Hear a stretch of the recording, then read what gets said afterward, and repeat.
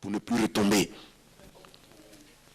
Et nous avons fait sa délivrance. Elle a fait un jeûne de 3 jours. Après quoi, on a prié pour elle. Elle a été baptisée du Saint-Esprit. Et je lui ai dit, désormais, même si on marche sur toi, pleure, mais ne dis rien. Je préfère que tu pleures de douleur, mais ne dis plus rien et tu auras la victoire. Elle a commencé à appliquer cette parole. 4 mois après, le mari vient me voir. Il dit, dis-moi ce que tu veux manger aujourd'hui. J'ai dit, mais qu'est-ce qui se passe? Qu'est-ce qui se passe? Ah, je t'ai jamais vu chez moi venir me poser une telle question. Il me dit, non, réfléchis et dis-moi tout ce que tu veux manger. Je suis prêt à le faire. Il dit, non, je ne peux pas te dire ceci. Si tu veux m'offrir quelque chose, parle au Saint-Esprit. Que ce soit entre vous deux. Il dit, c'est moi-même qui te pose la question parce que je suis tellement content. Ma femme est transformée. Il dit, mais c'est pas possible, elle est transformée. Ma femme ne se fâche plus. Ah, finalement, je pense que tu dois faire la même chose avec moi. Oui, parce que j'ai l'impression qu'elle m'a... elle a gagné et moi je suis resté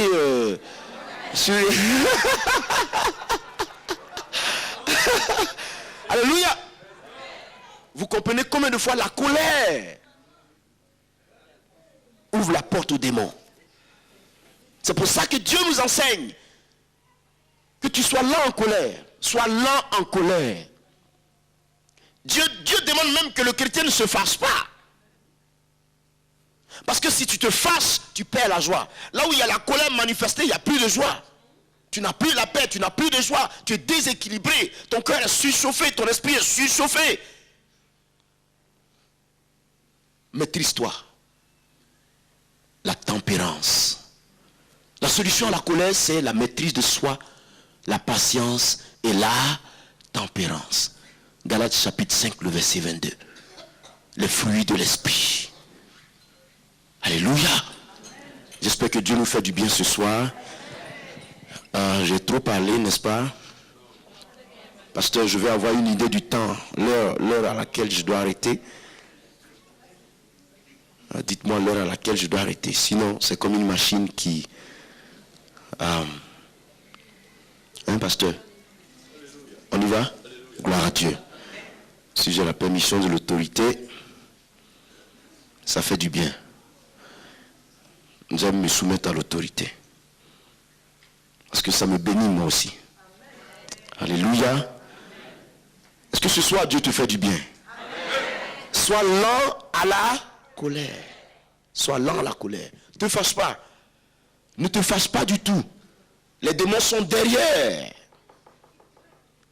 Souvent, ta vie est correcte. Souvent, tu mènes une vie très correcte. Ça, une vie simple, correcte. Et il rôde, il cherche un point de pénétration. Il ne trouve pas. Donc, il profite toujours des temps d'indisponibilité. Hein, la colère, par exemple. C'est là que le diable cherche. C'est là. Il cherche là. Il cherche à taper sur ton cœur. Dès que tu t'énerves, oui, dès que tu parles, il entre. Maîtrise-toi. Alléluia. Fais ceci. Seigneur, donne-moi la maîtrise. Donne-moi la maîtrise au nom de Jésus. Amen. Gloire à Dieu. C'est très important. Parce que dans le ministère de Dieu, dans l'œuvre de Dieu, dans le ministère du Seigneur, si vous n'avez pas de maîtrise, si vous êtes coléreux, vous bâtissez et vous-même vous détruisez ce que vous avez bâti. La colère est un moyen qui déstabilise, qui casse. Imaginez-vous qu'un jour vous voyez quelqu'un évangéliste fougueux qui fait Dieu fait des miracles avec lui et tout ça, et vous le retrouvez au marché de Villeman, c'est Ville quoi? Je ne connais pas. Moi je suis abidjanais, je ne connais pas tout ça. Voilà. Villeman, c'est ça, pasteur? Voilà. Vous le retrouvez au marché de Villeman. Villeurbanne. Ah, autant pour moi, hein? Mais je ne connais pas, frère. Enseignez-moi. Donc, vous le retrouvez au marché de Villeurbanne. Et le grand oin que vous avez vu, par lequel Dieu a opéré tant de miracles, est en train de se battre avec quelqu'un dans la rue. Parce qu'il est fâché. Vous comprenez que l'image de gloire que Dieu avait posée sur lui est ternie automatiquement. Automatiquement. Qu'allez-vous penser de lui? Vous douterez de son évangile. Vous me comprenez ce soir? Vous allez douter de sa prédication. Vous allez douter de lui. Comment se fait qu'un tel gars que Dieu emploie pour de telles choses peut être en train de se ridiculiser sur le marché? Ah non, il n'est pas de Dieu. Le jugement sera radical. Donc, vous bâtissez et par la colère, vous détruisez. C'est une hache qui casse. Voici pourquoi Dieu dit, sois lent à la colère. Un peu de patience, sois lent à la colère. Même si tu as raison, sois lent à la colère. Ne réagis pas, laisse faire le Saint-Esprit. Dieu dit, à moi la vengeance, à moi la rétribution. Parce que je vous dis une seule chose, quelquefois le diable nous tend un piège. Satan, sachant que nous avons l'habitude de réagir quand il se manifeste, et qui veut polluer ou sinon détruire notre témoignage, sinon détourner la raison de nous, provoque certaines situations. Tu avais raison, mais à cause d'une seule petite expression qui est sortie de ta bouche, tout est gâché. Laisse Dieu te construire. Alléluia.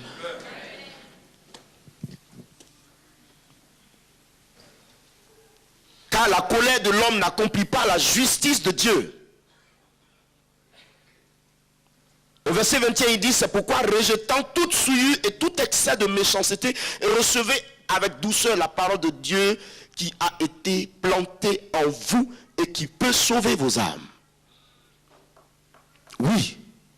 La Bible enseigne en Jacques chapitre 1, le verset 26, que si quelqu'un croit être religieux sans pouvoir tenir sa langue en bride, la religiosité de cette personne est vaine. La parole est plantée en toi. Protège-la. Fais de sorte, comporte-toi de sorte qu'elle soit protégée.